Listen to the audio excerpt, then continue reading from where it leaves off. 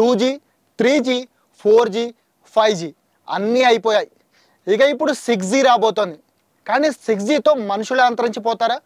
Just కొన్నేళ్లలోనే మానవ జాతిని 6G technology అంతం చేసేస్తుందా?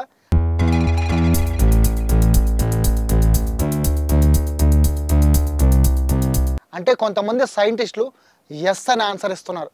6G టెక్నాలజీలో యూజ్ చేసే రేడియో యాక్టివ్ ఫ్రీక్వెన్సీ వల్లే ఈ పెను తుఫాను వస్తుందని వార్నింగ్ ఇస్తున్నారు. ప్రపంచం టెక్నాలజీలో దూసుకుపోతుంది. ఇంటర్నెట్ స్పీడ్లో కూడా ఇప్పటికే 5G టెక్నాలజీకి దాదాపు ప్రపంచం మొత్తం షిఫ్ట్ అయిపోయింది. అయితే దీనికి అప్గ్రేడెడ్ వెర్షన్గా నెక్స్ట్ జనరేషన్ వైర్లెస్ టెక్నాలజీ 6Gని తీసుకొచ్చేందుకు సైంటిస్టులు ట్రై చేస్తున్నారు. ఇది కూడా మరికొన్నేళ్లలో ప్రపంచం మొత్తం అందుబాటులోకి వచ్చేస్తుంది. ఇలాంటి టైంలో 6G టెక్నాలజీ గురించి ఓ భయంకరమైన విషయం బయటకు వచ్చింది. అదేంటంటే 6G టెక్నాలజీలో టెరాహెర్ట్జ్ ఫ్రీక్వెన్సీని యూజ్ చేస్తారు. ఈ ఫ్రీక్వెన్సీ లేకపోతే 6G లేనట్టే. బట్ టెరాహెర్ట్జ్ రేడియో ఫ్రీక్వెన్సీ మన శరీరానికి దగ్గరగా ట్రావెల్ అవ్వడం వల్ల ప్రతి మనిషి విచిత్రమైన అనారోగ్యాల బారిన పడే ఛాన్స్ ఉందంటున్నారు చైనా మిలిటరీ సైంటిస్టులు.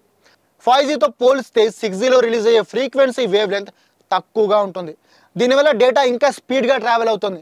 ఓ అంచనా ప్రకారం 6G టెక్నాలజీతో ప్రతి సెకండ్ 1 టెరాబైట్ అంటే 1000 GB డేటాని ట్రాన్స్ఫర్ చేయొచ్చు.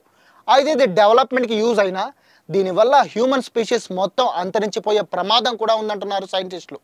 ముఖ్యంగా 6Gలో టెరాహెర్ట్జ్ ఫ్రీక్వెన్సీలో రిలీజ్ అయ్యే ఎలక్ట్రోమాగ్నెటిక్ రేడియేషన్ వల్ల మగాళ్ళ సంతానోత్పత్తి సామర్థ్యంపై భారీ ఎఫెక్ట్ పడుతుందట. టెరాహెర్ట్జ్ రేడియేషన్ అనేది కొత్తదేం కాదు. ఇది microwave radiation and infrared radiation మధ్యలో ఉంటుంది. దీన్ని ఇప్పటికే మెడికల్ ట్రీట్మెంట్స్, రాడార్ వ్యవస్థలో యూజ్ చేస్తుంటారు. అయితే ఈ రేడియేషన్కి కొద్దిసేపు ఎఫెక్ట్ అయితే మనుషులకు ఏం కాదు.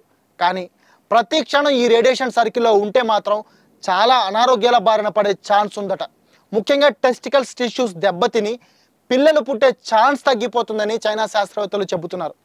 చైనా సైంటిస్టులే కాదు, ఇంతకు ముందు కూడా కొంతమంది సైంటిస్టులు ఈ 6G రేడియేషన్పై అధ్యయనం చేసి ఇదే విషయాన్ని చెప్పారు. అయితే దీన్ని జంతువులపై ప్రయోగించి 100% రిజల్ట్స్ వచ్చాకే కంప్లీట్గా డేంజరా కాదా అనేది చెబుతారు. మరి 6G టెక్నాలజీపై మీ ఒపీనియన్ ఏంటి? ఒకవేళ ఇది పిల్లలు పుట్టకుండా చేసే అవకాశం ఉంటే ఇలాంటి టెక్నాలజీ రావాలంటారా లేదా? కామెంట్ చేసి చెప్పండి.